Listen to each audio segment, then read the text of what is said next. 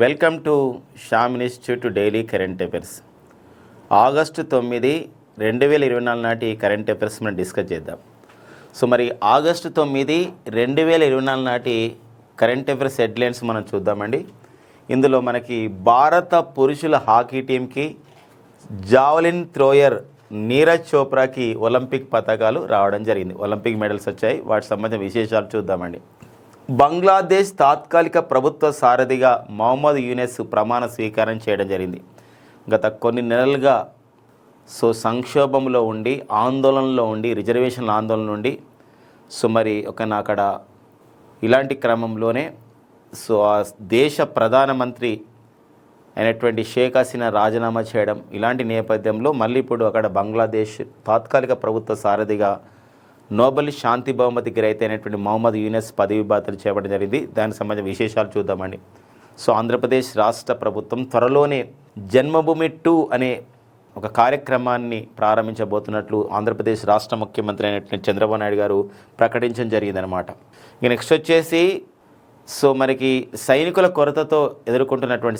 కొరతను తీవ్రంగా ఎదుర్కొంటున్నటువంటి ఉక్రెయిన్ యుద్ధ రంగంలో యుద్ధ క్షేత్రంలోకి రోబో శునకాలైనటువంటి బ్యాడ్-1ని ప్రవేశపెడుతున్నట్లు ఒక మనకు ప్రధానమైన వార్త ఉంది. దానిపైన విషయాలు చూద్దాం. అండ్ నెక్స్ట్ వచ్చేసి టుడే ఇంపార్టెన్స్ ఉందండి, ఆగస్టు 9. మరి ఆగస్టు 9 యొక్క ఇంపార్టెన్స్ ఏంటంటే ఇక్కడ ప్రపంచ ఆదివాసీల దినోత్సవం, world day of the indigenous people. మరి ప్రపంచ ఆదివాసీల దినోత్సవం రోజున మరి యునెస్కో నిర్వహించే ఈ దినోత్సవం యొక్క ప్రత్యేకత ఏంది, ఏమి ఇతివృత్తం ఇచ్చారో చూద్దామండి. కాబట్టి ఇక్కడ అంతర్జాతీయ ఆదివాసీ దినోత్సవం ఆగస్టు 9, 2024 ప్రాముఖ్యత. అండ్ నెక్స్ట్ వచ్చేసి తెలంగాణ రాష్ట్రంలో చార్లెస్ స్కాబ్ని కానీ తెలంగాణ రాష్ట్రంలో ఒక ఆర్థిక సేవలను అందించే, అమెరికాలో బాగా ఫేమస్ అయినటువంటి ఆర్థిక సేవలు అందించే చార్లెస్ స్కాబ్ని తెలంగాణలో పెట్టుబడులు పెట్టే విషయంపైన ఒక అవగాహన ఒప్పందం అనేది జరిగిందనమాట. అండ్ నెక్స్ట్ వచ్చేసి పశ్చిమ బెంగాల్ మాజీ ముఖ్యమంత్రి, పశ్చిమ బెంగాల్కి 11 సంవత్సరాల పాటు ముఖ్యమంత్రిగా పనిచేసిన బుద్ధదేవ్ భట్టాచార్య వృద్ధాప్య కారణంగా మరణించడం జరిగింది. ఇది మనకి ఆగస్టు 9, 2024లో ఉన్నటువంటి కరెంట్ అఫైర్స్ ఉన్నటువంటి హెడ్లైన్స్ అండి. ఇప్పుడు మనము వివరణలోకి వెళ్దాం. భారత పురుషుల హాకీ టీంకి జావలిన్ థ్రోయర్ నీరజ్ చోప్రాకి ఒలింపిక్ పతకాలు రావడం జరిగిందండి.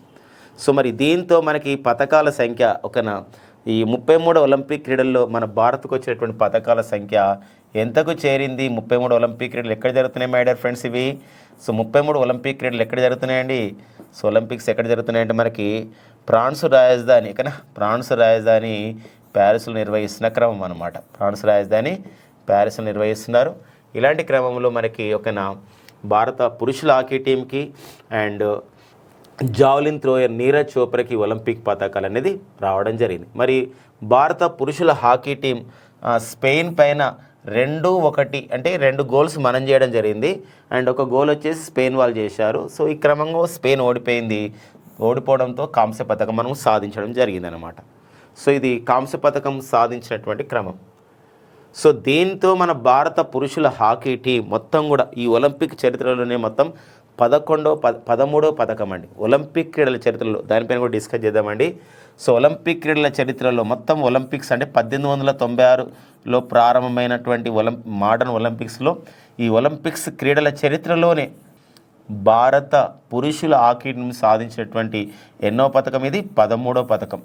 ఈ 13 పథకాల్లో 8 స్వర్ణ పథకాలు ఉన్నాయండి. 8 స్వర్ణ పథకాలు ఉన్నాయి. 8 స్వర్ణ పథకాలని ఫ్రెండ్స్ గమనించండి. 8 స్వర్ణ పథకాలు ఉన్నాయి. మరి ఆ విషయం గమనించాలి. దానిపైన కూడా డిస్కస్ చేద్దాం.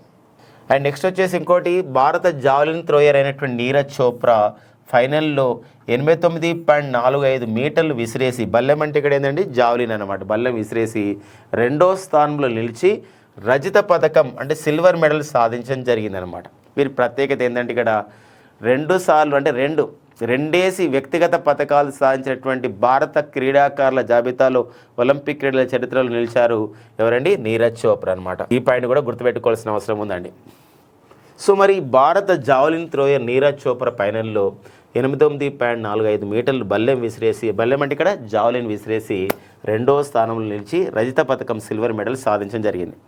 అంటే ఏంటి, ఎందుకోసం రెండోసారి అంటున్నామంటే 2021లో ఒలింపిక్ క్రీడల్లో జపాన్ రాజధాని టోక్యోలో జరిగినటువంటి ఒలింపిక్ క్రీడల్లో మన నీరజ్ చోప్రా స్వర్ణ పథకం సాధించడం జరిగింది. సో 2021 పర్టికులర్ డేట్ అంటే ఆగస్టు 7 అనమాట. ఆగస్టు 7న స్వర్ణ పథకం సాధించాడు. సో మరి అందుకే ఆగస్టు 7 మనం జాతీయ జావలిన్ దినోత్సవం జరుపుకుంటున్నాం. మళ్ళీ 2024లో ఆగస్టు 8 అనమాట. 7 తర్వాత 8 అండి. ఆగస్టు 8 రోజున మళ్ళీ ఇప్పుడు ఫ్రాన్స్ రాజధాని ప్యారిస్లో జరుగుతున్నటువంటి ఒలింపిక్ క్రీడల్లో రజత పథకం సాధించడం జరిగిందండి. రజత పథకం సిల్వర్ మెడల్ సాధించడం జరిగింది. సో ఎవరండి? మన నీరజ్ చోప్రా అనమాట. ఇలా 2 వ్యక్తిగత పథకాలు. గతంలో పివి సింధు సాధించారు 2 వ్యక్తిగత పథకాలు ఒలింపిక్ క్రీడల్లో. గతంలో సుశీల్ కుమార్ రెజ్లింగ్ ప్లేయర్ సాధించారు 2 వ్యక్తిగత పథకాలు. మొన్న మన మను భాకర్ ఒకే ఈవెంట్లో 2 పథకాలు సాధించడం జరిగింది. కాంస్య పథకాలు. ఒకటి మిక్స్డ్ ఈవెంట్లో 10 మీటర్స్ రైఫిల్ షూటింగ్ అండ్ వ్యక్తిగత 10 మీటర్ రైఫిల్ షూటింగ్లో కాంస్య పథకం సాధించడం జరిగింది మను భాకర్. సో వాళ్ళ జాబితాలో ఇతను కూడా చేరడం జరిగింది నీరజ్ చోప్రా. మరి రెజ్లింగ్లో రజత పథకం సాధించాడు నీరజ్ చోప్రా. అయితే మరి రెజ్లింగ్లో మరి స్వర్ణ పథకం ఎవరికి వచ్చిందంటే నదీమ్ అర్షద్, పాకిస్తాన్కి చెందిన నదీమ్ అర్షద్ 92.97 మీటర్లు విసిరేసి బల్లెం అంటే జావలిన్ విసిరేసి స్వర్ణ పథకం సాధించడం జరిగింది. కానీ ఇక్కడ నీరజ్ చోప్రా ఎంత దూరం విసిరేసాడు కూడా మనకి ఇంపార్టెంట్గా ఉంటుందండి. ఎంత అండి? 89.45 మీటర్లు. ఎంత? 89.45 మీటర్స్ విసిరేయడం జరిగిందనమాట. ఒక వెరీ ఇంపార్టెన్స్గా ఈ సంబంధించిన విషయం చూసుకుంటూ సో మరి భారత పురుషుల హాకీ టీంకి జావలిన్ త్రో అయినటువంటి నీరజ్ చోప్రా కూడా ఒలింపిక్ పథకాలు సాధించినటువంటి క్రమం అనమాట. ఇంకా మరికొన్ని అంశాలు ఉన్నాయండి, చూద్దాం. సో మనకి ఇప్పుడే చెప్పుకున్నాం కదా, భారత పురుషుల హాకీ టీంకి 13వ ఒలింపిక్ పథకం అనమాట. ఏది ఇప్పుడు ఆ విధంగా నిన్న సాధించినటువంటి పథకం. భారత పురుషుల హాకీ టీము స్పెయిన్ ఓడించి 2-1 తేడాతో అంటే 2 గోల్స్ భారత్ చేసి 1 స్పెయిన్ చేసి మనం పథకం సాధించడం జరిగింది. ఈ 2 గోల్స్ కూడా ఎవరు చేశారు తెలుసా అండి? ఇతను మన భారత హాకీ క్రీడాకారుడు అయినటువంటి హర్మన్ ప్రీత్ సింగ్ అండి. భారత హాకీ క్రీడాకారుడు హర్మన్ ప్రీత్ సింగ్ 2 గోల్స్ చేయడం జరిగింది. అంటే ఇది సమిష్టి విజయం అండి. ఇది ఎప్పుడైనా టీం వర్క్ 11 మంది ప్లేయర్స్ ఉంటారు కాబట్టి. కానీ ఫైనల్గా మాత్రం అతను కొట్టిండి అనమాట గోల్కు. ఇక భారత గోల్ కీపర్ శ్రీజేష్ కూడా ఎన్నో గోల్స్ ఆపడం జరిగింది. సో భారత్కి ఎంతో కూడా మనకి క్రియాశీలకమైన పాత్ర పోషించాడు ఈ క్రీడలో, ఈ మ్యాచ్లో. సో ఫైనల్ గతంలో చెప్పడం జరిగింది భారత గోల్ కీపర్, నేను ఈ ఒలింపిక్స్ తర్వాత నేను రిటైర్మెంట్ అవుతానని చెప్పేసి. ఈ క్రమంలో భారత గోల్ కీపర్ అయిన శ్రీజేష్ అంతర్జాతీయ హాకీకి వీడ్కోలు పలకడం జరిగిందనమాట. అయితే మరి భారత పురుషుల హాకీ టీం మొత్తం కూడా 13 పథకాలు. మొత్తం పథకాలు ఏంటంటే 13 పథకాలండి. మొత్తం పథకాలు వచ్చేసి ఇక్కడ రాసుకుందాం. మొత్తం మనం భారత హాకీ టీం సాధించిన మొత్తం పథకాలు వచ్చేసి 13 పథకాలు. ఇందులో స్వర్ణాలు ఎన్ని అని చెప్పేసి అంటారు. ఇలా స్వర్ణాలు వచ్చేసి ఎన్ని తెలుసా అండి? 8 స్వర్ణ పథకాలండి. 8 స్వర్ణ పథకాలు ఉన్నాయండి. అంటే గోల్డ్ మెడల్స్ వచ్చేసి 8. మరి ఒకటే రజతం అండి. రజతం వచ్చింది ఒకటేనండి, ఒకటి. తర్వాత మనం చూసినట్లయితే కాంస్యాలు ఎన్ని మై డియర్ ఫ్రెండ్స్ అంటే 4 అండి. ఇప్పుడు మొత్తం కూడితే చూడండి, కాంస్యాలు వస్తే అన్ని కూడితే 13 పథకాలు వచ్చినాయి అనమాట. అలాగే అవకాశం ఉంది. 1928 నుండి 80 మధ్యకాలంలో మన భారత పురుషుల హాకీ టీంకి 8 స్వర్ణ పథకాలు వచ్చినాయండి. 1 రజతం వచ్చింది, 2 కాంస్యాలు వచ్చింది. 1980 వరకు ఇది. 1928 నుండి వరుసగా 1928లో, 1932లో, 1936 చూడండి వరుసగా ప్రతి 4 సంవత్సరాలకు ఒకసారి ఒలింపిక్ క్రీడలు జరుగుతాయి కదా. 1928లో, 1932, 1936లో వరుసగా మనకు 3 స్వర్ణాలు. తర్వాత 1948లో, 1952, 1956 మళ్ళీ ఇక్కడ వరుసగా ఇక్కడ 3 స్వర్ణ పథకాలు. అండ్ 1964లో అంటే జపాన్లో జరిగిందండి. 1964, 1980లో మళ్ళీ స్వర్ణ పథకాలు. మొత్తం 8 స్వర్ణ పథకాలు వచ్చినాయండి.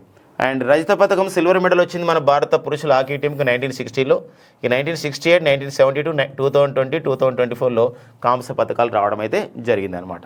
ఈ సంబంధించినటువంటిది డేటా కూడా గుర్తుపెట్టుకోవాల్సిన అవసరం ఉంటుంది. కొంచెం వరుసగా మనకు 2 సార్లు వరుసగా కూడా అంటే 2 సార్లు చూడండి, ఇక్కడ వరుసగా 3 పథకాలు వచ్చినాయి స్వర్ణ పథకాలు, మళ్ళీ ఇక్కడ 3 స్వర్ణ పథకాలు వచ్చినాయి. అంటే 2 సార్లు హ్యాట్రిక్ అనమాట. అంటే 3 సార్లు ఇట్లా ఏంటంటే ఇక్కడ ఇదొకసారి అంటే 1928, 1932, 1936 వరుసగా స్వర్ణ పథకాలు. అంటే ఎవ్రీ 4 ఇయర్స్ మళ్ళీ కొంచెం గ్యాప్ వచ్చింది. 1948, 52, 56 మళ్ళీ వరుసగా 3 స్వర్ణాలు హ్యాట్రిక్స్ అనమాట ఇలా. సో ఇలా సాధించడం జరిగింది. మళ్ళీ 2020 అంటే 2020 అంటే టెక్నికల్గా మనం 2020 అని పిలుస్తాం. 2020లో కరోనా ఉండడం వల్ల 2021లో జరిగినాయి ఒలింపిక్ క్రీడలు జపాన్ రాజధాని టోక్యోలో. అందుకే 2020 అని టెక్నికల్ టర్మ్ అనమాట, అంతే. ఓకేనా. సో మళ్ళీ వరుసగా 2 కాంస్యాలు రావడం జరిగిందనమాట వీళ్ళు. సో ఇది మనకి భారత పురుషుల హాకీ టీం సాధించినటువంటి 13వ ఒలింపిక్ మెడల్.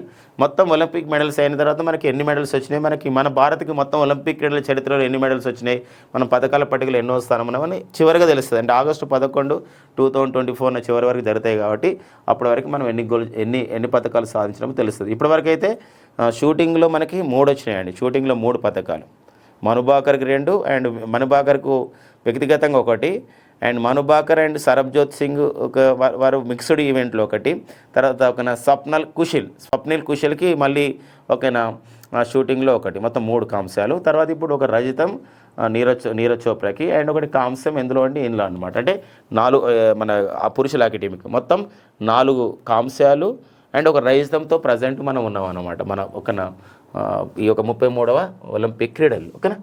మిగతా చూద్దామండి. బంగ్లాదేశ్ తాత్కాలిక ప్రభుత్వ సారథిగా మహమ్మద్ యూనిస్ ప్రమాణ స్వీకారం చేయడం జరిగిందండి. అదే మనకి ఇమేజ్ కనబడుతుంది. సో ఇతను ఎవరండి? మహమ్మద్ యూనిస్. సుమారు మహమ్మద్ యూనిస్ ఒక సామాజికవేత్త, ఒక ఆర్థికవేత్త, సూక్ష్మ రుణ వ్యవస్థని గ్రామాలలోకి తీసుకెళ్ళినటువంటి వ్యక్తి మహమ్మద్ యూనిస్ గారండి. వీరు చేసినటువంటి కృషికి గాను 2006లో వీరికి నోబెల్ శాంతి బహుమతి వచ్చిందండి. ఆర్థికవేత్త అయినప్పుడు కూడా ఇతనికి నోబెల్ శాంతి బహుమతి రావడం జరిగిందనమాట.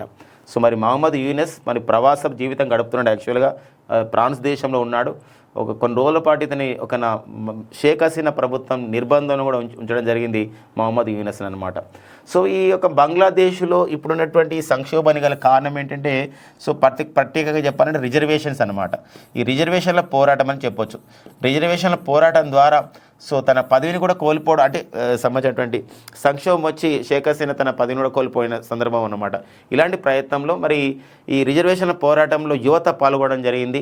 ఆ యువత రిజర్వేషన్ల పోరాటంలో ఎప్పుడైతే 1971లో బంగ్లాదేశ్ అనేది, అంటే తూర్పు పాకిస్తాన్ అనేది బంగ్లాదేశ్గా విమోచనమైన సమయంలో ఎవరైతే స్వాతంత్ర సమరయోధులు బంగ్లాదేశ్ విమోచనం గురించి, అంటే తూర్పు పాకిస్తాన్ విమోచనమై బంగ్లాదేశ్ ఏర్పడడానికి కారణమయ్యారో అలాంటి స్వాతంత్ర సమరయోధుల కుటుంబాలకి 30% రిజర్వేషన్లు ఇవ్వాలని ఒక ఉద్యమం తారాస్థాయికి రావడం జరిగింది. సుప్రీంకోర్టు కూడా ప్రకటించింది 5% రిజర్వేషన్లు మాత్రమే ఇస్తాం, మిగతంతా కూడా ఓపెన్ టు ఆల్ అని. అయినప్పుడు కూడా ఉద్యమం చల్లారలేదు. ఫైనల్గా మరి షేక్ హసీనా ప్రవాస జీవితానికి వెళ్ళిపోవడం జరిగింది. ఇలాంటి క్రమంలో ఈ రిజర్వేషన్ ఆందోళనలో పాల్గొన్నటువంటి యువత కానివ్వండి, నిరుద్యోగులు కానివ్వండి, విశ్వవిద్యాలయాల యువత అండ్ విద్యార్థులంతా కూడా, నిరుద్యోగ యువత నిరుద్యోగ యువత అండ్ విశ్వవిద్యాలయాలకు సంబంధించిన విద్యార్థులందరూ కూడా ఒకటే కోరుకున్నారు. ఏంటంటే షేక్ హసీనా మాకు ప్రధానమంత్రిగా అవసరం లేదు, మాకు మహమ్మద్ యూనిస్ని ఆ విధంగా నియమించండి అని చెప్పేసి వాళ్ళు కోరుకోవడం జరిగింది. ఆ క్రమంలోనే బంగ్లాదేశ్ అధ్యక్షుడైనటువంటి షేహబుద్దీన్ ఈ నిర్ణయం తీసుకోవడం జరిగింది. ఏమని ప్రధానమంత్రి హోదాకు సమానమైన ఒక ముఖ్య సలహాదారుగా యూనిస్ వ్యవహరిస్తారని చెప్పేసి ప్రకటించడం జరిగింది. ఈ ప్రభుత్వం నడిపించడానికి అనమాట. మళ్ళీ ఇప్పుడు శాంతి స్థాపన జరగాలి, పర్టికులర్గా ఈ ఆందోళనలు తగ్గాలన్నమాట. ఇవన్నీ కూడా అతనే చేస్తాడు. ఈ మహమ్మద్ యూనిస్ ఎప్పుడైతే ప్రధానమంత్రి హోదాకు సమానమైన ముఖ్య సలహాదారుగా ఎప్పుడైతే ప్రమాణ స్వీకారం చేయడం జరిగిందో వెంటనే తన సంబంధించినటువంటి ఒక గ్రూప్ ఆఫ్ తను పరిపాలన చేయడానికి 12 మందిని ఆ విధంగా ఏర్పాటు చేసుకోవడం జరిగింది, గ్రూప్ ఆఫ్ టీమ్. అందులో ఈ ఎవరైతే ఈ నిరుద్యోగులు ఉన్నారో, యువత నాయకులు ఉన్నారో, ఈ రిజర్వేషన్ పోరాటంలో పాల్గొన్నవారు వాళ్ళని కూడా తీసుకోవడం జరిగిందనమాట. ఇది మనకి బంగ్లాదేశ్లో జరుగుతున్నటువంటి పరిణామం. అది మనకి వార్తల్లో అంశంగా ఉందండి. ఇక నెక్స్ట్ వచ్చేసి మన 1996 ఆ టైంలో మనకి ఉమ్మడి ఆంధ్రప్రదేశ్ ఉన్నప్పుడు ఎప్పుడో దక్షిణ కొరియాలో ప్రారంభమైన కార్యక్రమం సెమాల్ డాంగ్ అనే పేరుతో, దక్షిణ కొరియాలో సెమాల్ డాంగ్ అనే పేరుతో ప్రారంభమైనటువంటి కార్యక్రమము మన ఆంధ్రప్రదేశ్ రాష్ట్రంలో, అప్పుడు ఉమ్మడి ఆంధ్రప్రదేశ్లో జన్మభూమి అనే పేరుతో ఎంతో పిలువబడింది. గ్రామాల స్థాయి కానీ చుట్టుపక్కల అన్ని ప్రాంతాలు కూడా అభివృద్ధి చెందాలి అని చెప్పి ప్రధానమైన ఉద్దేశంతో ఇది జన్మభూమి అనే కార్యక్రమం. మళ్ళీ ఇప్పుడు ఆంధ్రప్రదేశ్ రాష్ట్రంలో ఇప్పుడు చంద్రబాబు నాయుడు గారు ముఖ్యమంత్రిగా ఉన్నటువంటి ఆంధ్రప్రదేశ్ రాష్ట్రంలో మరో నిర్ణయం జరిగింది. త్వరలోనే జన్మభూమి 2 అనే కార్యక్రమం ప్రారంభించబోతున్నాము అని చెప్పేసి ఆంధ్రప్రదేశ్ రాష్ట్ర ముఖ్యమంత్రి చంద్రబాబు నాయుడు గారు ప్రకటించడం జరిగింది. మరి ఈ విషయం గమనించాలి. కాబట్టి జన్మభూమి 2 కార్యక్రమాన్ని ప్రారంభిస్తున్నారు. కానీ జన్మభూమి కార్యక్రమానికి కార్యక్రమం మాత్రం సెమాల్డాంగ్, అది ఎక్కడ ఉందంటే అది ఎక్కడ జరిగేదంటే దక్షిణ కొరియా దేశంలో నిర్వహించడం జరిగింది. ఓకేనా. ఈ నెక్స్ట్ ఇంకా ఆంధ్రప్రదేశ్ రాష్ట్రానికి సంబంధించినటువంటి మన ప్రాంతీయ అంశాలు మనం చూసినట్లయితే మరొక అంశం అక్కడ ఉందండి. సో ఆంధ్రప్రదేశ్ రాష్ట్ర ఉప ముఖ్యమంత్రి, అటవీ పర్యావరణ శాఖ మంత్రి, science and technology minister, rural water supply minister, Panchayati Raj గ్రామీణాభివృద్ధి శాఖ అయినటువంటి వారే ఎవరండి మన పవన్ కళ్యాణ్ గారు. పవన్ కళ్యాణ్ గారు ఉప ముఖ్యమంత్రి గారు పవన్ కళ్యాణ్ గారు మనకి పవన్ కళ్యాణ్ గారు ఇప్పుడు ప్రజెంట్ ఎక్కడ పర్యటిస్తున్నారండి, కర్ణాటక రాష్ట్రంలో పర్యటించడం జరుగుతుంది అన్నమాట. కర్ణాటక రాష్ట్రంలో ఒక అధికారిక పర్యటన చేస్తున్నారు. ఈ అధికారిక పర్యటనలో భాగంగా పవన్ కళ్యాణ్ గారు కర్ణాటక ముఖ్యమంత్రి అయినటువంటి సిద్ధరామయ్య గారితో భేటీ కావడం జరిగింది. ప్రత్యేకంగా ఏంటంటే ఇక్కడ స్మగ్లింగ్ విషయంలో అంటే ఇక్కడ కొన్ని ఎర్రచందనం కానివ్వండి, లేకపోతే కొన్ని విషయాలలో ఈ యొక్క స్మగ్లింగ్ జరుగుతూ ఉంది కర్ణాటక నుండి ఆంధ్రప్రదేశ్. ఇలాంటి క్రమంలో ఇరు రాష్ట్రాలు కూడా ఎలాంటి చర్యలు చేపట్టాలనే విషయంపైన చర్చించడం జరుగుతుంది. దాంతోపాటుగా మనకి ఇక్కడ 8 కుంకి ఏనుగుల యొక్క అవసరం ఉంది ఆంధ్రప్రదేశ్ రాష్ట్రానికి. ప్రత్యేకంగా అంటే కుంకి ఏనుగులు అంటే అర్థం ఏంటంటే ఇక్కడ ప్రత్యేకంగా పోషించినవి అన్నమాట. ఇలాంటివి కావాలి అని చెప్పేసి అన్నప్పుడు వాళ్ళు కూడా అంగీకరించడం జరిగింది. ఈ పర్యటనలో భాగంగా మనకి ఆంధ్రప్రదేశ్ రాష్ట్ర ఉప ముఖ్యమంత్రి అయినటువంటి పవన్ కళ్యాణ్ గారు ఆ రాష్ట్ర అటవీ పర్యావరణ శాఖ మంత్రి అయినటువంటి ఈశ్వర్ ఖండ్రేతో భేటీ కావడం అంటే సమావేశం కావడం కూడా జరిగిందనమాట. ఇది ఒక ప్రాంతీయ అంశంగా మనం ఇంపార్టెన్స్గా ఇవ్వవలసినటువంటి అవసరం ఉంటుందన్నమాట. ఇక నెక్స్ట్ వచ్చేసి మనకి తీవ్రమైనటువంటి సైనికుల కొరతతో ఉన్నటువంటి దేశం ఇప్పుడు ఉక్రెయిన్. కారణం ఏంటంటే ఇక్కడ రష్యా ఉక్రెయిన్ యుద్ధం అనమాట. ఈ రష్యా ఉక్రెయిన్ యుద్ధం కారణంగా ఎంతోమంది సైనికుల్ని పోగొట్టుకున్న ఈ రెండు దేశాలు కూడా పర్టికులర్గా ఉక్రెయిన్ మరింతగా పోగొట్టుకున్న నేపథ్యం అనమాట. ఇలాంటి క్రమంలో ఎందుకోసం అంటే 2022 ఫిబ్రవరి నుండి జరుగుతూ ఉందండి ఈ యుద్ధం అనేది రష్యా ఉక్రెయిన్ మధ్య ఇంకా కొనసాగుతూ ఉంది. ఇలాంటి క్రమంలో మరి యుద్ధ క్షేత్రంలోకి ఒక రోబో శునకాలని ప్రవేశపెడుతున్నారు అని చెప్పేసి ఉక్రెయిన్ ప్రకటించడం జరిగింది. దాని పేరు బ్యాడ్-1. ప్రపంచంలో ఫస్ట్ టైం అనమాట యుద్ధంలోకి ఒక రోబో శునకం అనమాట. రోబో అంటే డాగ్ అనమాట. ఇక్కడ మనం ఇమేజ్లో చూడొచ్చు ఒక రోబో డాగ్. ఇదంతా కూడా రిమోట్తో పనిచేస్తుంది, ఆర్టిఫిషియల్ ఇంటెలిజెన్స్తో పనిచేస్తుంది. అంటే ఇది సైనిక నిఘా అండ్ మందుపాతలు లాంటి ఐరిస్క్ ఆపరేషన్లో పాల్గొంటుందండి. సైనిక నిఘాలు ఎవరెవరు సైనికులు వస్తున్నారు ఏంటి అని చెప్పేసి, శత్రు దేశ వాళ్ళు ఎవరన్నా వస్తున్నారా ఇలాంటి విషయం. దాంతోపాటుగా ఐరిస్క్ ఆపరేషన్స్ అంటే మందుపాతలను గుర్తించడం అనమాట. అదే నిజమైన సైనికుడు మనకి వెళ్ళిన అనుకోండి, ఇప్పుడు మందు పాత్ర పేలితే ఏమైనా చనిపోవచ్చు. అలా కాకుండా ఇతను ఇక్కడ రోబో కాబట్టి ఇవన్నీ కూడా తక్కువ మనకు ఉంటుందన్నమాట. ఇది మందు పాత్రలు గుర్తింపు చేయడం అనమాట. ఇది పాల్గొనబోతున్నాయి. అంతేకాకుండా ఈ రోబో యొక్క ప్రత్యేకత ఏంటంటే, ఈ రోబో శునకము 7 కిలోల మందుగుడు సామాగ్రిని లేదా ఆయుధాలని తీసుకెళ్తుంది అనమాట యుద్ధక్షేత్రంలోకి. అంతేకాకుండా గాయపడ్డ సైనికుడి వద్దకి ఔషధాల కిట్ని అంటే మనకి ఏదైతే ఫస్ట్ ఎయిడ్ అంటే కదా ప్రథమ చికిత్స బ్యాగ్ని, ఆ ఔషధాల కిట్ని కూడా తీసుకెళ్ళగలుగుతాయి అన్నమాట. ఇది దీని యొక్క ప్రత్యేకత. మరి యుద్ధ సంక్షోభంలో చిక్కుకున్న ఉక్రెయిన్కి సరికొత్త ఆయుధాన్ని ఆ విధంగా తీసుకెళ్తున్నటువంటి క్రమం మనం ఇక్కడ దాని పేరు ఏం పేరు వచ్చిందండి, బ్యాడ్-1 అని చెప్పేసి గుర్తుపెట్టుకోండి. అంటే ఎవరు దీన్ని క్రియేట్ చేశారు, ఎవరు డెవలప్ చేశారు, ఇన్వెంటెడ్ చేశారు అని చెప్పేసి ఎలాంటి సమాచారం అయితే ఇవ్వలేదు ఆ న్యూస్లో. ఉక్రెయిన్ మాత్రం సంక్షోభంలో ఉంది. సైనిక సంక్షోభం అంటే యుద్ధ సంక్షోభంలో కొనసాగుతూ ఉన్న పరిస్థితి అన్నమాట 2022 ఫిబ్రవరి నుండి. ఉక్రెయిన్ గురించి మరికొంత సమాచారం మనం చూసినట్టయితే, ఉక్రెయిన్ యొక్క రాజధాని వచ్చేసి క్యూ. ఉక్రెయిన్ యొక్క రాజధాని క్యూ. మరి ఉక్రెయిన్ ప్రస్తుత అధ్యక్షుడు వచ్చేసి అతని పేరే వొలదిమిర్ జెలెన్స్కీ అండి. వొలదిమిర్ జెలెన్స్కీ. మరి వొలదిమిర్ జెలెన్స్కీ అనే విషయం గుర్తుపెట్టుకోండి. నెక్స్ట్ చూద్దామండి. అంతర్జాతీయ ఆదివాసీ దినోత్సవం అండి ఇది. International day of the indigenous people. దీని ఇంగ్లీష్లో మనం ఆదివాసీని అంటే ఇక్కడ ఆదివాసీలు ఒక అడవుల్లో ఉండేవాళ్ళు, ట్రైబల్స్ అనమాట.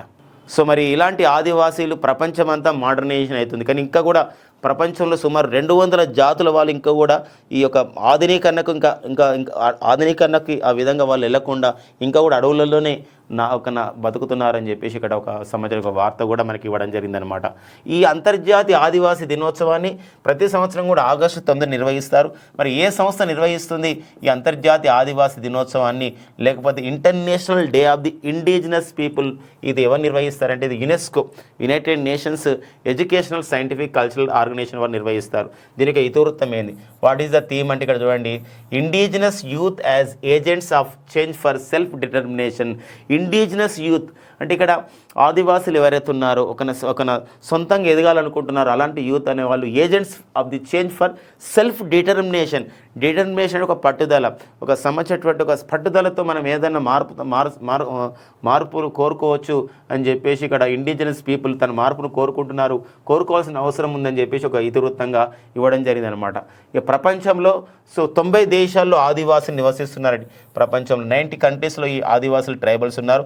2011 జనాభా లెక్కల ప్రకారం మన భారతదేశంలో అయితే 2011 ఇండియన్ సెన్సస్ ప్రకారం భారతదేశంలో 705 గిరిజన తెగలు ఆదివాసులు ఉన్నారండి. 705. ఇందులో బిల్లులు, గొండులు వీళ్ళందరూ కూడా ఆదివాసుల కిందకి వస్తున్న సందర్భం ఉంటుంది.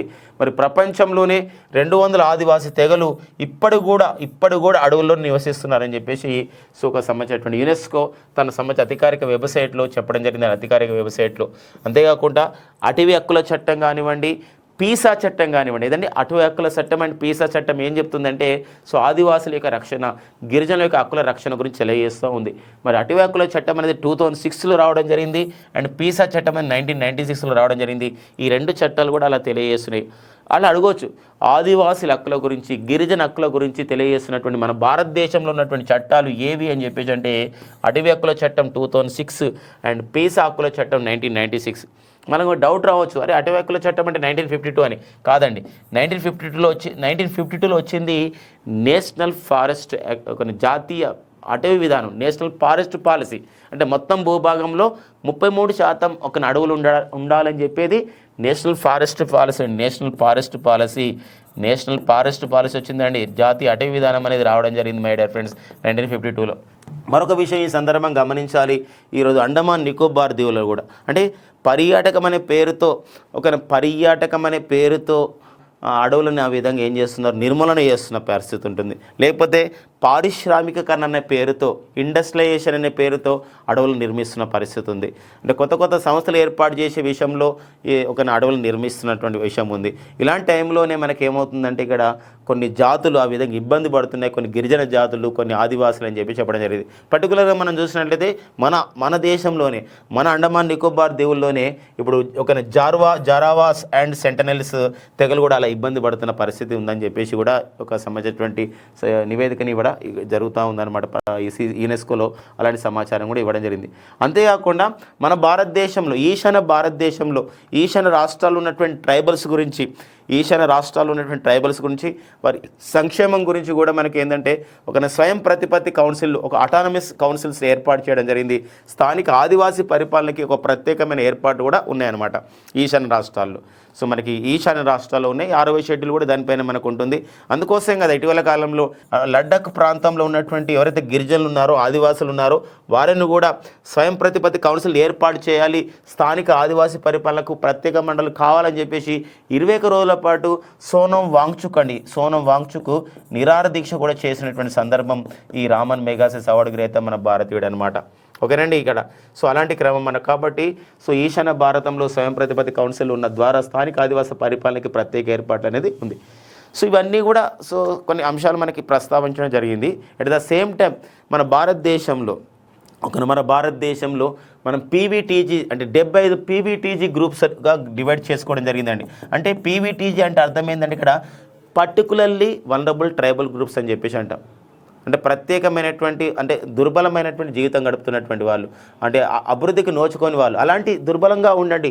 ఎలాంటి అంటే ఇంత ఆధునీకరణ జరిగినా కూడా, మోడర్నైజేషన్ ఉన్నప్పుడు కూడా ఎలాంటి సంబంధించినటువంటి ఒక అభివృద్ధికి నోచుకొని వారు ఉన్నారు. అలాంటి వాళ్ళకి హెల్త్ అండ్ ఎడ్యుకేషన్ అంటే ఇక్కడ ఏంటంటే ఆరోగ్య రంగం అండ్ నెక్స్ట్ వచ్చేసి విద్యారంగం కల్పించాలని ఒక ప్రధానమైన ఉద్దేశంతో, సౌకర్యం కల్పించాలనే ఉద్దేశంతో ఒక పిఎం జన్మన్ యోజన కార్యక్రమాన్ని ప్రారంభించడం జరిగింది. పిఎం జన్మన్ అని చెప్పేసి అంటాం. ఇది జార్ఖండ్లోని కుంతీలో నవంబర్ 15, 2023 ఒక భారత ప్రధాని నరేంద్ర మోడీ గారు ప్రారంభించడం జరిగింది ఈ యొక్క పిఎం జన్మన్ యోజన. అంటే అర్థం ఏంటంటే ప్రధానమంత్రి జన్జాతి ఆదివాసీ న్యాయ మహా అధినియం అని చెప్పేసి అంటాం. ఏదండి పిఎం జన్మన్ అంటే ప్రధానమంత్రి జన్జాతి ఆదివాసీ న్యాయ మహా అధినియం అని చెప్పేసి అంటాం. అది కూడా మనం గతంలోనే ప్రీవియస్ క్లాసెస్లో డిస్కస్ చేసుకోవడం జరిగింది. తెలంగాణకు చార్లెస్ క్యాబ్ అని చెప్పేసి అంటామండి. చార్లెస్ క్యాబ్ అనేది ఇది ఒక ఆర్థిక సేవలు అందిస్తున్నటువంటి అమెరికాలో ఉన్నటువంటి సంస్థ. ఇది తెలంగాణలో పెట్టుబడులు పెడుతుంది. ఈ విషయంలో తెలంగాణ ప్రభుత్వానికి అండ్ తెలంగాణ ముఖ్యమంత్రి అండ్ తెలంగాణ మంత్రులు కూడా, తెలంగాణ ముఖ్యమంత్రి అయిన రేవంత్ రెడ్డి గారు అండ్ తెలంగాణ మంత్రులు అయినటువంటి ఇక్కడ మనం చూడొచ్చు, ఇక్కడ దుద్దిల శ్రీధర్ బాబు గారు ఐటీ మినిస్టర్ అండ్ నెక్స్ట్ వచ్చేసి ఐటీ కార్యదర్శిగా పనిచేసినటువంటి, పరిశ్రమల కార్యదర్శిగా పనిచేసినటువంటి జయేష్ రంజన్, వీళ్ళందరూ కూడా ప్రజెంట్ జయేష్ రంజన్ గారు అండ్ ఒక తెలంగాణ రాష్ట్ర ప్రభుత్వ ప్రధాన కార్యదర్శి శాంతి కుమార్ గారు, వీళ్ళందరూ కూడా ప్రజెంట్ తెలంగాణకు చెందిన వీరు హైదరాబాద్ ఒక అమెరికాలో పర్యటిస్తున్నారు పెట్టుబడుల ఆకర్షణ గురించి, పెట్టుబడులని తెచ్చుకోవడానికి. ఇలాంటి క్రమంలో తెలంగాణలో చార్లెస్ క్యాబ్ అనే ఒక సంస్థను ఏర్పాటు చేస్తున్నట్లు ఒక ఒప్పందం జరిగిందనమాట. అంటే ఆర్థిక సేవలు అందించే విషయంలో హైదరాబాద్లోనే ఒక సాంకేతిక అభివృద్ధి సంస్థను ఏర్పాటు చేస్తామని ప్రకటించడం జరిగింది. అంతేకాకుండా మరో ఐటీ సంస్థ, ఐటీ సేవలు అందిస్తున్నటువంటి, ఇన్ఫర్మేషన్ టెక్నాలజీ సేవలు అందిస్తున్నటువంటి మరి అమెరికాలోని ఫేమస్ అయిన సంస్థ క్యామ్కాస్ట్, ఇది హైదరాబాద్లో ఒక అంతర్జాతీయ సామర్థ్య కేంద్రాన్ని ఏర్పాటు చేస్తున్నట్టు ప్రకటించడం జరిగింది. ఓకే, నెక్స్ట్ చూద్దామండి. సో పశ్చిమ బెంగాల్ మాజీ ముఖ్యమంత్రి, పశ్చిమ బెంగాల్కు 11 సంవత్సరాల పాటు ముఖ్యమంత్రిగా పనిచేసిన వారు, సో ఎవరండి, బుద్ధదేవ్ భట్టాచార్య సో మరణించడం జరిగింది. Communist party of the Marxist, CPM పార్టీకి చెందిన వారు వీరు, లెఫ్ట్ పార్టీస్ అంటాం. సో మరి వీరు పాలిటీ బ్యూరోలో కూడా పనిచేశారు. 2015లో వైదొలగడం జరిగింది సో వయోభారంతో. సో మరికి ఇతను పశ్చిమ బెంగాల్కి ముఖ్యమంత్రి అనమాట. ఇటీవల మరణించినటువంటి ఒక బుద్ధదేవ్ భట్టాచార్య సో ఏ రాష్ట్ర ముఖ్యమంత్రి అంటే వీరు పశ్చిమ బెంగాల్ ముఖ్యమంత్రి.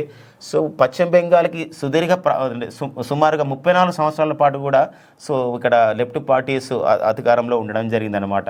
సో జ్యోతి బస్సు సుదీర్ఘంగా పశ్చిమ బెంగాల్కు ముఖ్యమంత్రిగా పనిచేసిన తర్వాత సో వీరు రావడం జరిగిందనమాట. ఓకేనండి. సో మనకి ఇది వార్తల్లో వ్యక్తిగా చూసుకోవాల్సిన అవసరం ఉంటుంది.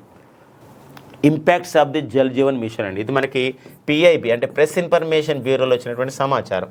అంటే మనకి ఒక జల్ జీవన్ మిషన్ అని చెప్పేసి అంటున్నాం. మన కేంద్ర జలశక్తి శాఖ మంత్రి ఎవరంటే ప్రజెంట్ సిఆర్ పాటిల్ గారు ఒక నివేదిక ఇవ్వడం జరిగింది అనమాట పార్లమెంట్కి. దానికి సంబంధించిన సమాచారం ఈరోజు మనకి ఇవ్వడం జరిగింది.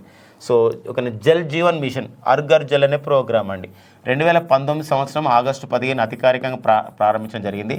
భారతదేశంలో గ్రామీణ ప్రాంతంలో ప్రతి కుటుంబానికి, ప్రతి ఇంటికి ఏం చేయాలంటే కుళాయిల ద్వారా వాటర్ సప్లై చేయాలి. టార్గెట్ ఏంటంటే 2024 సంవత్సరానికి 100% నీటిని, తాగునీటిని ప్రతి ఇంటికి 100% అంటే 100% గృహాలకి ప్రతి ఇంటికి కూడా 2024 నాటికి తాగునీటిని అందజేయాలి. That is the projected target అనమాట. The projected target to supply the pure drinking water to every household by the 2024 in India. అంటే 2024 నాటికి ప్రతి ఇంటికి కూడా తాగునీటి అందజేయాలి. అదొక టార్గెట్ అంటే ఈ సంవత్సరమే.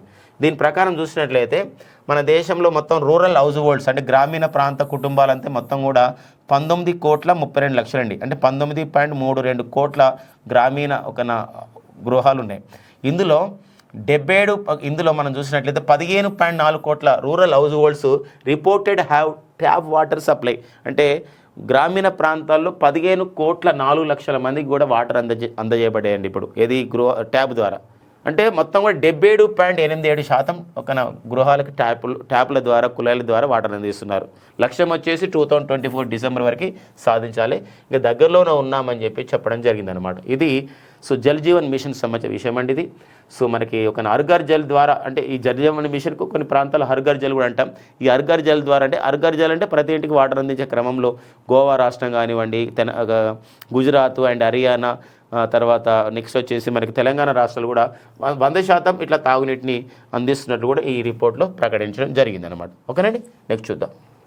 సో ప్రతి సంవత్సరం కూడా ఏం చేస్తారంటే ఉత్తమ పర్యాటక గ్రామాలుగా best heritage cities, best heritage విలేజెస్గా ప్రకటిస్తూ ఉంటారు. అంటే గ్రామాలు పర్యాటకానికి ఎలా ముందంజలో ఉన్నాయి, ఎలా వాటికి ముందుకెళ్తున్నాయి, ఆ గ్రామాల్లో పర్యాటకానికి చూడడానికి ఏమైనా ఉందా, అలాంటి విషయాలపైన పోటీ జరుగుతుంది అనమాట. ఇలాంటి పోటీలో 2023 సంవత్సరానికి సంబంధించినటువంటి పోటీలో కేంద్ర పర్యాటక శాఖ సో మరి 35 అవార్డులు ఇచ్చిందండి. 35 గ్రామాలకి బెస్ట్ టూరిస్ట్ విలేజెస్ అవార్డ్స్ ఇచ్చినాయి. ఈ బెస్ట్ టూరిస్ట్ అవార్డులు పొందినటువంటి విలేజ్లో ఆంధ్రప్రదేశ్ నుండి సో లేపాక్షి అనే నగరం అండ్ తెలంగాణ నుండి మనకి చంద్లాపూర్ అనే గ్రామము, ఈ లేపాక్షి అనే గ్రామం, చంద్లాపూర్ అనే గ్రామాలు. ఆంధ్రప్రదేశ్లోని లేపాక్షి రజత పథకం వచ్చింది, రజతం అవార్డు, సిల్వర్ మెడల్ వచ్చింది. అండ్ చంద్లాపూర్కి కాంస్య పథకం అనేది అవార్డు రావడం జరిగింది. మరి కేంద్ర పర్యాటక శాఖ ఇచ్చినటువంటి ఈ అవార్డులు 2023కి. ఈ అవార్డులని కూడా సెప్టెంబర్ 27, 2024 అంతర్జాతీయ పర్యాటక దినం రోజున దీన్ని ప్రదానం చేస్తారు. సో ప్రజెంట్ ప్రస్తుత కేంద్ర పర్యాటక మరియు సాంస్కృతిక శాఖ మంత్రిగా పనిచేస్తున్న వారు ఎవరండి? గజేంద్ర సింగ్ షెకావత్ అండి. గజేంద్ర సింగ్ షెకావత్ గారు సో ఈ విషయాన్ని పార్లమెంటుకి చెప్పడం జరిగిందనమాట. మనకు ప్రెస్ ఇన్ఫర్మేషన్ బ్యూరోలో కూడా ఇది కూడా ప్రెస్ ఇన్ఫర్మేషన్ బ్యూరోకి సంబంధించినటువంటి అంశంగా చూసుకోవాలి. అండ్ ఎందుకోసం అంటే ఇటీవల కాలంలో కొన్ని ప్రశ్నలు మనకు ఎక్కువగా వస్తున్న ప్రాంతం ఏంటంటే ప్రెస్ ఇన్ఫర్మేషన్ బ్యూరో. ఓకేనండి. ఓంకారేశ్వర ఫ్లోటింగ్ సోలార్ ప్రాజెక్ట్ అండి. అంటే నీటిపై తేలియాడే సౌర విద్యుత్ ప్రాజెక్టులు. మరి నీటిపై తేలియాడే సౌర విద్యుత్ ప్రాజెక్ట్ అంటే సో వాటర్ పైన పెద్ద పెద్ద స్తంభాలు వేసి ఒక సోలార్ ఫోటో వోల్టాయిక్ సెల్స్ పెడతారు. అలాంటి క్రమంలో ఇప్పుడు మనకి 90 మెగావాట్స్ ఆఫ్ ది సోలార్ ప్లాంట్ని ప్రారంభించడం జరిగింది. ఓంకారేశ్వర ఫ్లోటింగ్ సోలార్ ప్రాజెక్ట్ అండి. ఎక్కడ ఉంది ఇది? మధ్యప్రదేశ్లోని కాండ్వా జిల్లాలో ఉంది. సట్లేజ్ జల్ విద్యుత్ నిగమ్ లిమిటెడ్ ఒక మినిరత్న కంపెనీ ఇది. మనకి ఈ కంపెనీ వాళ్ళు దీన్ని నిర్మించడం జరిగింది. యాక్చువల్గా ఈ ఓంకారేశ్వర ఫ్లోటింగ్ సోలార్ ప్రాజెక్ట్ అనేది మనకి నర్మదా నది పైన కడుతున్నారనమాట. ఇది ఓన్లీ ఇప్పుడు జస్ట్ 90 మెగావాట్లే ప్రారంభమైంది. దీని యొక్క లక్ష్యం ఏంటంటే ప్రొజెక్టెడ్ టార్గెట్ ఏంటంటే 2500 మెగావాట్లు. ఇది పూర్తయింది అనుకోండి, మొత్తం కూడా మన భారతదేశంలో నీటిపై తేలియాడే అతిపెద్ద సౌర విద్యుత్ కేంద్రం అంటే ఇక్కడే ఉంటుందన్నమాట. అట్లయింది. ప్రజెంట్ అయితే 90 మెగావాట్లు నీటిపై తేలియాడే సోలార్ ప్లాంట్. ఇటీవల కాలంలో 90 మెగావాట్స్ ఒక ఓంకారేశ్వర ఫ్లోటింగ్ సోలార్ ప్రాజెక్ట్ ఏ రాష్ట్రంలో ప్రారంభించారంటే మధ్యప్రదేశ్ ప్రాంతం ఏంటంటే ఖండ్వా. ఏ నదిపై ఉంటుందండి ఈ యొక్క నీటిపై తేలియాడే ఈ నీరు ఏంటంటే నర్మదా వాటర్ అనమాట. ఓకేనండి. మన ఆంధ్రప్రదేశ్ రాష్ట్రంలో కూడా విశాఖలోని సింహాద్రిలో కూడా 20 మెగావాట్ల నీటిపై తేలియాడే సౌర విద్యుత్ ప్లాంట్ ఉంది. ఎన్టీపీసీ వాళ్ళు నిర్మించడం జరిగింది. తెలంగాణ రాష్ట్రంలో కూడా రామగుండం అండి, పెద్దపల్లి జిల్లా రామగుండంలో కూడా 100 మెగావాట్ల నీటిపై తేలియాడే సౌర విద్యుత్ ప్రాజెక్ట్ ఉంది. ఇది ఎవరు నిర్మించడం జరిగిందంటే ఎన్టీపీసీ వాళ్ళు నిర్మించడం జరిగింది అనమాట. సో ఈ విషయాన్ని కూడా మనం కంపారిటివ్గా చూసుకోవాల్సిన అవసరం ఉంటుందండి. ఓకేనా.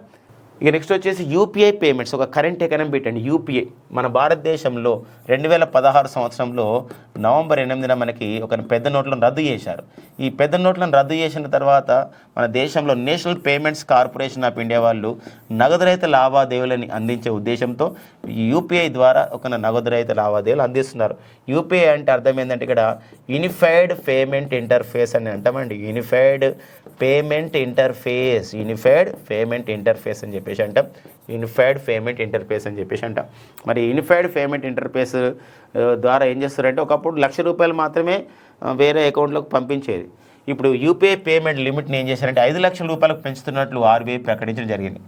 సో ఎందుకోసం నిన్న ఆర్బీఐ ఈ యొక్క సంబంధించినటువంటి పాలసీ అంటే ఏంటంటే మనకి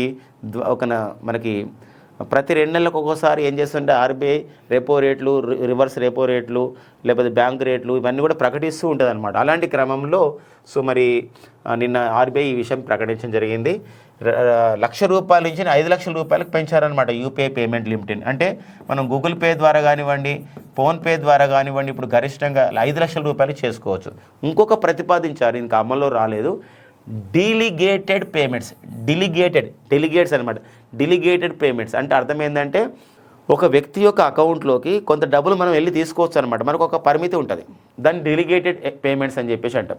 ఒక వ్యక్తి యొక్క పేమెంట్లలో, ఒక వ్యక్తి యొక్క అకౌంట్లలో మనకు ఒక అవకాశం ఇస్తాడు. ఈ వ్యక్తి ఇంతవరకు పేమెంట్ తీసుకోవచ్చు అంటే అతను ఒక డెలిగేట్. నా అకౌంట్ తరపున అతను ఒక డెలిగేట్గా ఉంటాడు. ఒక 50,000 వరకు అతను తన యొక్క డబ్బుని తన అకౌంట్లోకి తీసుకోవచ్చు. అది డెలిగేటెడ్ పేమెంట్స్ అని చెప్పేసి అంటాం. అలాంటి ప్రతిపాదన చేయడం జరిగింది. దానిపైన ఇంకా విధి విధానాలను త్వరలో చేస్తారనమాట. అప్పుడు వచ్చినప్పుడు మనం ఇంతగా డిస్కస్ చేద్దాం. 2023 సంవత్సరంలో ఫిబ్రవరిలో ఈ repo rate, reverse repo rate, వడ్డీ రేట్లు అంటాం కదా, ఇవన్నీ అప్పుడు ప్రకటించారు. అప్పటి నుండి ఇప్పటివరకు చేంజ్ చేయలేదన్నమాట. నిన్న జరిగినటువంటి ఆర్బీఐ సంబంధించినటువంటి పాలక మండలి సమావేశం, ఆర్బీఐ గవర్నర్ అండ్ డిప్యూటీ గవర్నర్ల సమావేశంలో కూడా మానిటరీ పాలసీలో కూడా ద్రవ్య పరపతి విధానంలో సో వరుసగా 9వ ఆర్బీఐ వడ్డీ రేట్లను యథాతథంగా ఉంచడం జరిగింది. చివరిసారిగా 2023 ఫిబ్రవరిలో మార్చారు ఈ వడ్డీ రేట్లు.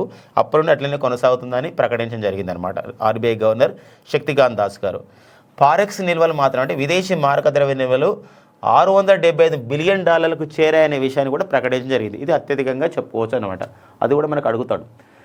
ఆగస్టు 2024లో లేదా ఆగస్టు 8, 2024లో ప్రకటించినటువంటి ద్రవ్య పరపతి విధానం ప్రకారం సో మరి ఆర్బీఐ దగ్గర ఎన్ని ఫారెక్స్ నిల్వలు ఉన్నాయి, ఎన్ని విదేశీ మారక ద్రవ్య నిల్వలు ఉన్నాయంటే $675 బిలియన్ అండి. ఓకేనా. సో ఫ్రెండ్స్ ఇవ్వండి మనకి ఆగస్టు 9, 2024లో ఉన్నటువంటి current affairs. Thank you friends and all the best.